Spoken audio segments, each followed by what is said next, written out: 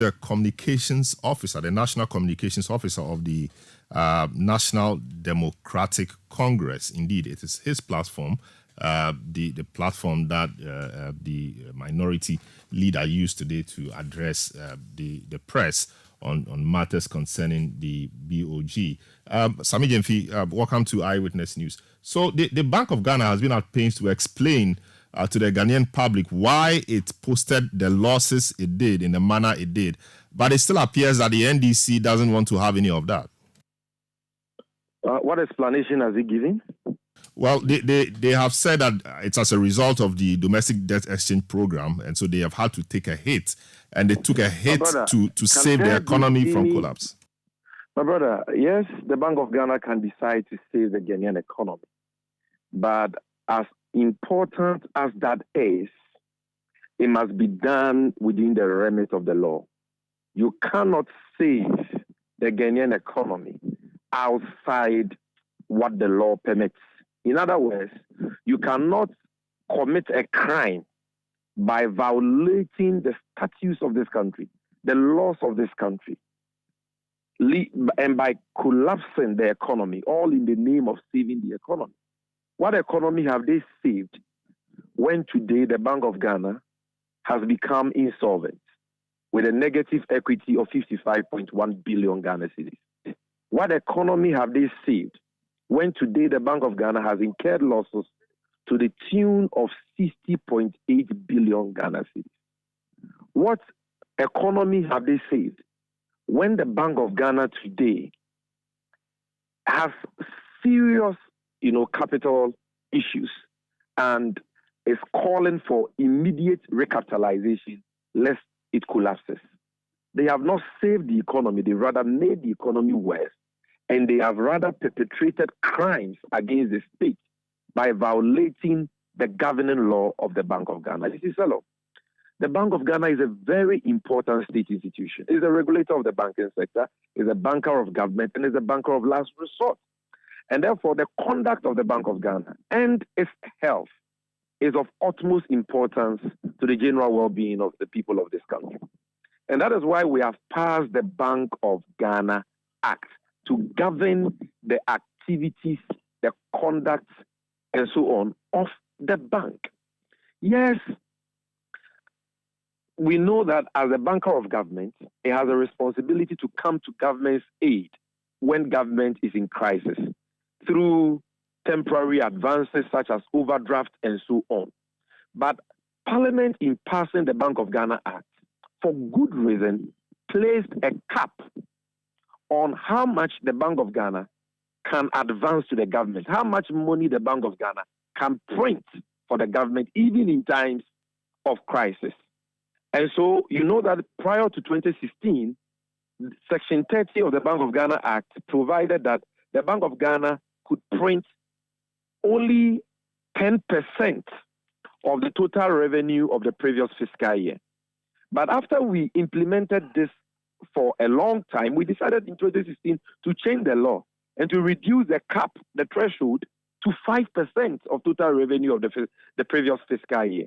The Mahama NDC administration decided to do that, not because we didn't need money, not because we would have rejected printed money, but we knew the risk associated with that, because basic economics should tell any reasonable person that when you overprint money and you dump that into the economy, you are going to have demand push inflation, where you are going to have more money in the hands of people chasing fewer goods. And when that happens, then inflation spikes, up, you're going to erode the incomes of the people. You're going to render your currency worthless. And that can collapse the economy and impose untold sufferings for the people. Now you come into office, yes, the government was in crisis. The government comes to you as their banker for money. The law allows you to do only 5%. You decided to do more than 50% in 2021 and more than 50% in 2022. They have printed over 77 billion Ghana cedis in only 2 years. But Sami, have we averted our minds to what possibly might have happened if the Bank of Ghana did not come to the rescue of Ghana or the state. The law has already envisaged that there may be times where the Bank of Ghana may need to go above the threshold of 5%. So if you look at subsection 7 of the Bank of Ghana Act as amended in 2016 by Act 918, it says that when the Bank of Ghana attains the acceptable threshold of 5% of the total revenue of the previous fiscal year, it should write to the finance minister and parliament, informing the representatives of the people that, look, we have attained the acceptable threshold of 5%. Give us permission to go above it. Now, how is this difficult? Why couldn't the governor of the Bank of Ghana do this? Why did he arrogate to himself the power to do what has been committed to parliament by the law?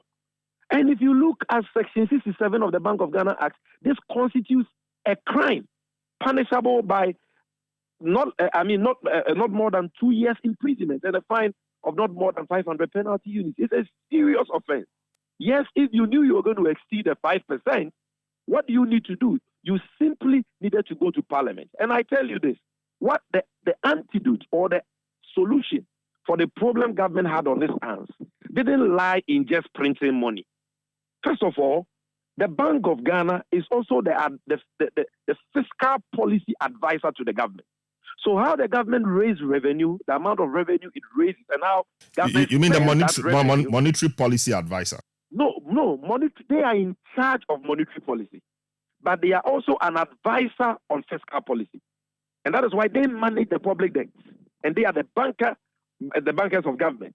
And so what you need to do is that you need to advise the government to get its fiscal rights to cut expenditure whilst raising revenue through compliance and other innovative means. You have a situation where the government, with the support of Bank of Ghana, borrowed so much and plunged this country into an unsustainable debt position, where for the first time in many years, over 4 decades, we have defaulted on our debt obligations. And instead of this government to cut down on expenditure by reducing the size of government, by living within its means and all that, they have been spending recklessly since we got into this crisis. And they think that the only solution is for the Bank of Ghana to print them money. If that solution was correct, then government today should have been in a position to repay that money. But today the government cannot pay that money. That all those monies have become impaired. And that is why the Bank of Ghana, after printing 77 billion for the government today, has on their own volition written off 48 billion of that amount. Then, as if this was not enough, in the midst of the crisis, where the Bank of Ghana has become insolvent, the Bank of Ghana is on the verge of collapse if it is not recapitalized immediately. And the IMF has appointed a police officer for the governor to ensure that they don't engage in this criminality and recklessness. The Bank of Ghana decide to build a $250 million head office in this time of crisis. Who does that? Who in his right senses, in the middle of a crisis where you have become bankrupt, you are dealing with bankruptcy, will take upon such a project? What is the need for a new head office of the Bank of Ghana when they already have a befitting edifice? And look at the expenditures they have engaged in 2022 alone in the name of operational expenses. You spent 131 million cedis, equivalent to 1.3 trillion OC on just car maintenance. You spent 97.4 million cedis, equivalent to 974 billion old Ghana cedis on foreign and domestic travels. You increase the salaries of directors in just 1 year by 68% and spend 8.6 million cedis on director salary, equivalent to 86 billion old Ghana cedis. So I mean, notwithstanding all of that, the Bank of Ghana is assuring us that, you know, from the beginning of this year alone, they've been able to build a reserve to the tune of $1 billion. And the situation may not look very positive, but they have what it takes to rebuild, and that is exactly what they are doing. The finance minister has told us in the mid-year budget that as we speak, our reserve, gross international reserve, not net international reserve, the gross international reserve, even with the IMF money, and with revenue from 3 oil fields. It's just 1 week of import cover. And that by the end of this year, 2023, we will only have 3 weeks of import cover. So what are we supposed to do with this kind of assurance? Master, as I speak to you, all the banks in this country are incurring huge losses. Now, the only bank, the mother of all banks, who can come to the rescue of these banks is on the verge of collapse. Which bank would have survived the palpable illegalities and criminality the Bank of Ghana has engaged in? The Bank of Ghana, which is the regulator of the banking sector and therefore is supposed to ensure compliance, strict adherence by banks and other specialized deposit-taking institutions to the Bank of Ghana Act and the Specialized Deposit-Taking Institutions Act. The Bank of Ghana itself is violating its own law. What moral authority today do they have to even perform their regulatory function? How can they even bring about moral suasion in getting banks, directors, board directors of banks to even act appropriately?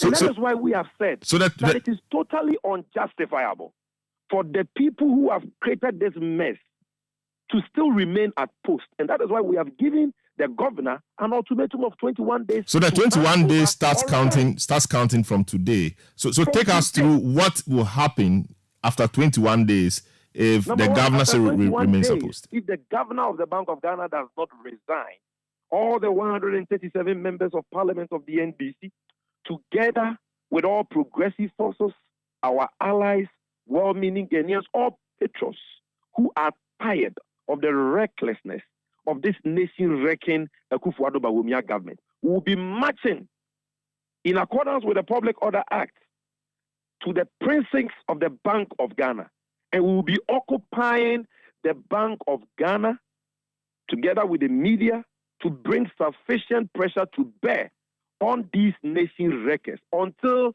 they resign, they will have no peace of mind, because we will not allow them to spend $250 million, equivalent to 3 billion Ghana cedis, on a needless head office in this time of crisis. My brother, President Mahama managed the economy well, despite how he was berated, castigated, and insulted by the MP.